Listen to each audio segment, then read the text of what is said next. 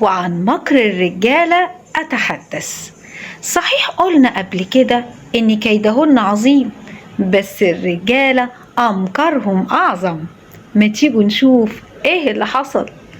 كان في راجل متزوج من امرأة سمراء اللون، والراجل ده كان فقير، ولما اغتنى وحالته المادية اتحسنت حب يتجوز مرة تانية.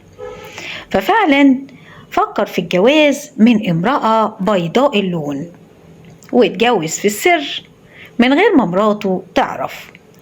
لكن الحقيقة مراته عرفت بالخبر. لما عرفت زعلت جدا وغضبت. الراجل قال لها: أنا راجل كبير ما يتغرش عليا، وإنتي كمان امرأة ما يتغرش منك لأنك أيضا كبيرة، لكن أنا ما عنديش أفضل ولا أعز منك. أنت الخير والبركة، أنت الفضل كله ليكي، مفيش حد ممكن ياخد مكانك. الست طبعا لما سمعت الكلمتين دول هديت وسكتت.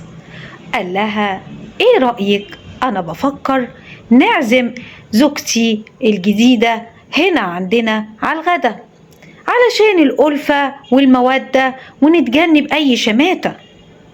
فالست وافقت. قال لها: بقولك إيه، خدي الدينار ده وعاوزك تعملي غدا يكون حلو ويليق بيكي، علشان ما تحسش إن انتي أقل منها. وفعلا أخدت الدينار عشان تجهز غدا يليق بيها. وراح بعد كده لزوجته الجديدة. قال لها: بصي، أنا زوجتي عزمانة بكرة على الغدا، وطبعا عاملة غدا حلو، فأنا عاوزك تجيبي لها هدية، وتاخدي الدينار ده تجيبي هدية كويسة تليق بيكي، علشان ما تحسش إن انتي تبقي أقل منها.